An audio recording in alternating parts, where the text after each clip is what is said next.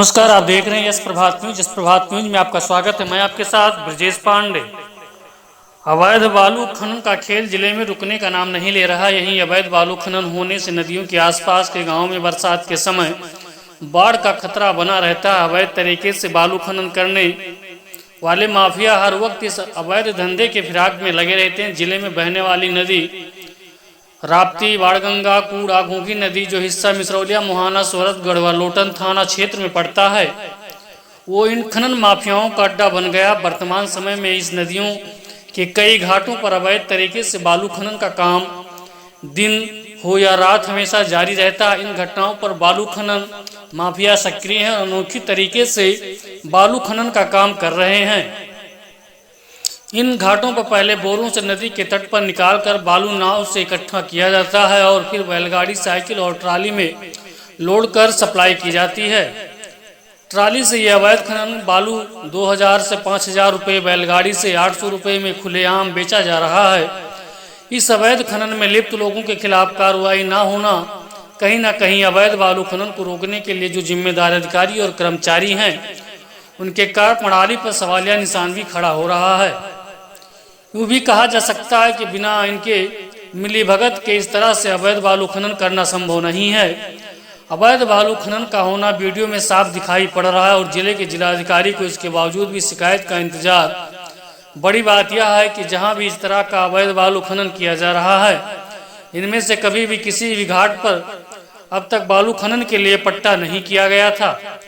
लोग खुलेआम हो रहे हैं। अवैध बालू खनन पर जिलाधिकारी का कहना है कि मामले कि 3 महीने पहले बालू खनन का काम बंद है और कहीं से अवैध खनन की शिकायत नहीं मिली है। फिर भी दिखवाएंगे। इसको रोकने और कार्रवाई करने के लिए निर्देश भी समय समय पर दिया जा रहा है। आगे देखें कुछ खास रिपोर्ट। हाँ सर, जिले में जो नदी है खनन के लिए नहीं अलॉट हुआ है, तो उन नदियों पे भी चोरी छुपके बड़े पैमाने पर खनन हो रहा है, जिसमें मिसरौलिया, मुहाना, सोरठगढ़, उसमें स्थानीय पुलिस का इन्वॉल्वमेंट रहता है। इस पर क्या कार्रवाई? देखिए, ऐसा कोई भी चीज़ संज्ञान में नहीं आई है कि कहीं भी अवैध खनन है। और इन्फोर्समेंट जैसा आप जानते हैं कि पिछले 3 महीनों से तो खनन रुका हुआ था, क्योंकि वो उस टाइम पे बारिश की वजह से नहीं होता है। और अभी भी इन्फोर्समेंट करते रहते हैं और ऐसा कहीं से भी किसी भी क्षेत्र से ऐसी कोई शिकायत नहीं है कि खनन कहीं पे लीगल तरीके से हो रहा है। 4 पट्टे हम लोगों ने ऑलरेडी किए हुए हैं नौगढ़ तहसील में और सोरठगढ़ तहसील में, जिसके ऑलरेडी हमने एक टीम भी बना रखी है जिसको हर मंथली और रेगुलर बेसिस पे एसडीएम और माइनिंग इंस्पेक्टर चेक करते हैं। सभी जगह सीसीटीवी कैमरास और वेब ब्रिज है, तो कोई भी ऐसी चीज़ संज्ञान में नहीं आई है। फिर भी आपके द्वारा अगर कुछ जगह बताई जा रही है, उन पर पुनः वापस से चेक करवा लिया जाएगा और अगर कोई शिकायत प्राप्त होती है तो उस पर तत्काल कार्रवाई की जाए।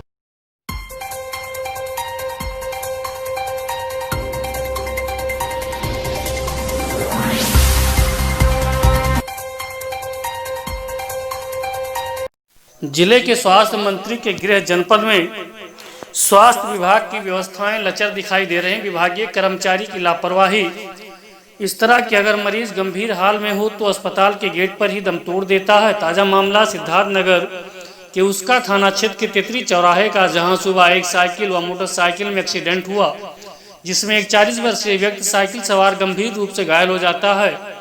घटनास्थल पर मौजूद लोगों ने उसे नजदीकी सामुदायिक स्वास्थ्य केंद्र उसका लाए, लेकिन करीब 1.5 घंटे तक अस्पताल में परिजनों के भटकने के बाद भी इलाज नहीं हुआ और स्वास्थ्य केंद्र के डॉक्टरों की घोर लापरवाही के चलते घायल व्यक्ति ने अस्पताल में ही दम तोड़ दिया, जिसके बाद मृतक के परिजनों व ग्रामीणों ने अस्पताल प्रशासन के खिलाफ प्रदर्शन करना शुरू कर दिया है। सूचना पाकर स्थानीय पुलिस भी मौके पर पहुंची, लेकिन मामला और बढ़ गया, जिसके बाद क्षेत्र में एसडीएम व सीओ 4 थानों की पुलिस भी आ गई, लेकिन मामला ठंडा नहीं पड़ा। वहीं मामले में मृतक के परिजन ने बताया कि घायल को लेकर जब हम लोग अस्पताल पहुंचे तो वहां कोई भी नहीं था। काफी हल्ला के बाद डॉक्टर देर से पहुंचे और दूसरे परिजन ने बताया कि 1.5 घंटे तक परिजन डॉक्टर को बुलाते रहे, लेकिन वहां नहीं आया, जिससे घायल की मौत हो गई। वहीं इस घटना में सीएससी के प्रभारी चिकित्सा अधिकारी डॉक्टर अविनाश चौधरी ने बताया कि मरीज की ओपीडी में लाया गया, जहां पर नर्स व फार्मासिस्ट ने फर्स्ट एड दिया, लेकिन डॉक्टर इमरजेंसी वार्ड में थे। इमरजेंसी से ओपीडी में जाने में जितना टाइम लगा और व्यक्ति की मौत हो गई। ऐसे में स्वास्थ्य मंत्री के जिले में स्वास्थ्य कर्मियों की लापरवाही से आए दिन ऐसी घटनाएं होती रहती हैं लेकिन लापरवाहों पर कार्रवाई न होने से पीड़ितों के साथ हो रहे अन्याय के जिम्मेदार आखिर कौन है, ये सबसे बड़ा सवाल उठ रहा है। हमारे बड़के दादा यहाँ पर आए हैं, चल के आए हैं, उसके बाद लेकर यहाँ पर कोई डॉक्टर नहीं था। क्यों आप ओपीडी में गए या इमरजेंसी में लेके हाँ आए वहाँ पर हो? गए, वहाँ पर झाड़ रहा था बाहर और क्रीम पाउडर लगा रहा था। कौन कह लगा रहा रहा चल था? रहा था, कौन चल लगा रहा चलो था? आ रहे हैं। कौन कह रहा था? वही डॉक्टर, कौन डॉक्टर था? पता नहीं डॉक्टर का नाम नहीं जानते हैं। लंगर था, ऐसा ऐसा चलता था। आया है, उसके बाद तुरंत लगा, कह रहा मर गए। अरे साले तुम पहले आए होते। घटना मिली, हम लोग पहुँचे, वहाँ से लाए यहाँ 1.5 घंटे तक जो डॉक्टर को बुलाया गया वो आए नहीं। यहाँ जो है कोई जा रहा बुलाने, वहाँ से वो आ नहीं पा रहे हैं, कह रहे हैं आ रहे हैं 1.5 घंटा तो आदमी तड़पता, उसके बाद आदमी मर गया। क्या चाहते हैं आप? उसके स्वास्थ्य विभाग के खिलाफ भाई कार्रवाई हो। जो डेड मतलब जो बॉडी आई थी, फैमिली आई थी, वो एक ऑटो पे लेके आए थे, जो एक्सीडेंटल केस था। तो वो हमारे ओपीडी में लाए, वहाँ पे फार्मासिस्ट और वार्ड बॉय ने तुरंत अटेंड किया। और चूँकि ओपीडी टाइमिंग 10 to 4 है इस समय, तो तुरंत डॉक्टर साहब इमरजेंसी से वहाँ पे आए, उन्होंने तुरंत अटेंड किया। मतलब ऐसा कुछ नहीं किया गया। नहीं, वो जो पेशेंट आया था ओपीडी बिल्डिंग में आए थे हमारे। ओपीडी टिकट टाइमिंग 10 to 4 होता है और डॉक्टर्स हमारे इमरजेंसी में बैठे हुए थे। बस जितना टाइम इमरजेंसी से ओपीडी में जाने में लगा वही ड्यूरेशन था, बाकी ऐसी कोई लापरवाही नहीं हुई।